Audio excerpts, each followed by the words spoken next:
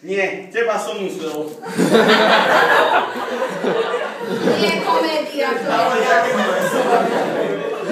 No. Nevidím potom na text. Zasvieť. Beatka nevidí na text. To je prvé čítanie. To robí aj v Slovenskom národnom divadle. Tak, Marko leží. No, ticho.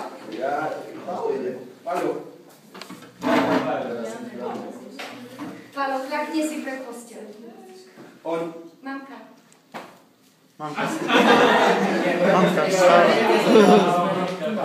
no dobre, tam sa len dívate. No.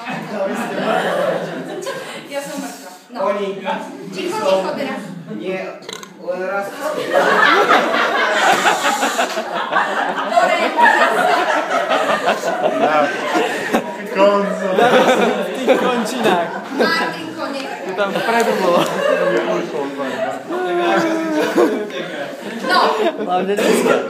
Prosím vás, tu by som bola rada, keď ste sa trošku sústredili, pretože tu máte ten fragmentárny text, kedy oni zrazu zistia, že matka leží na teba.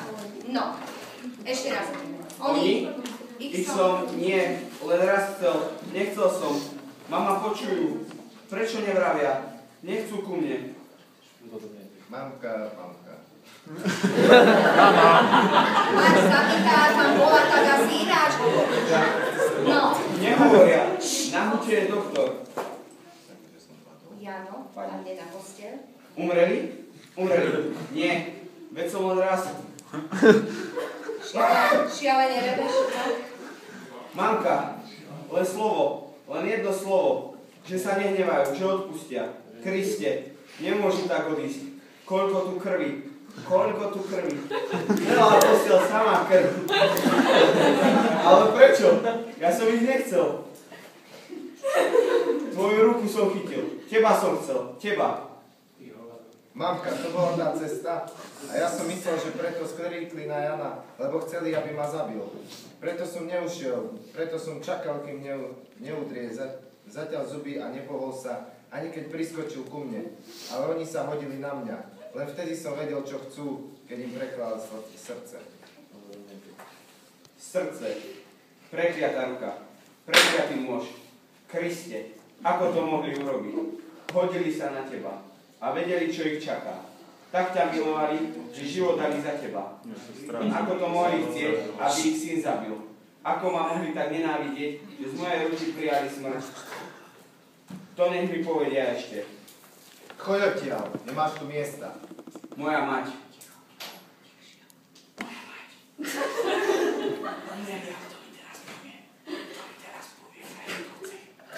Nevieš?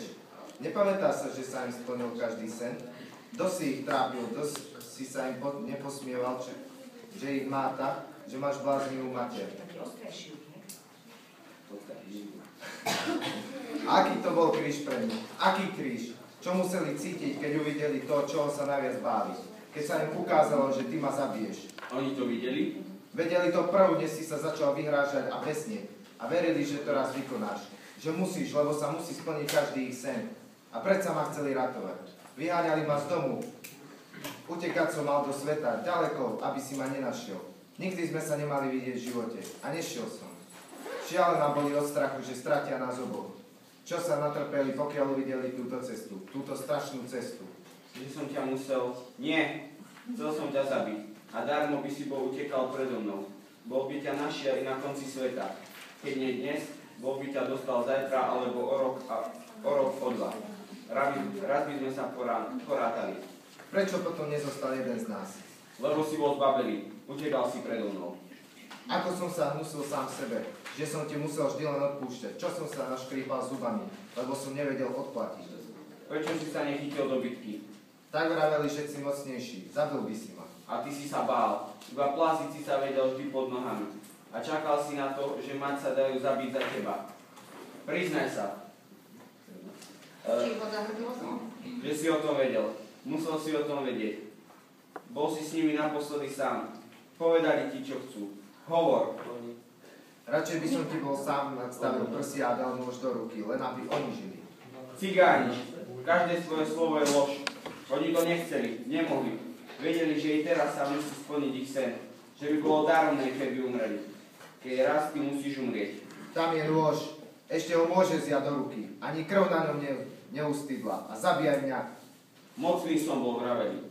Nik mi nevidel slzu v oku, keby si ty ležal na ich mieste. Mocný som bol. A čo som teraz? Mňa sa už nemusíš báť. Či by sa mi zasa nespravila tma pred očami, keby som vzal nôž do ruky, či by som nemusel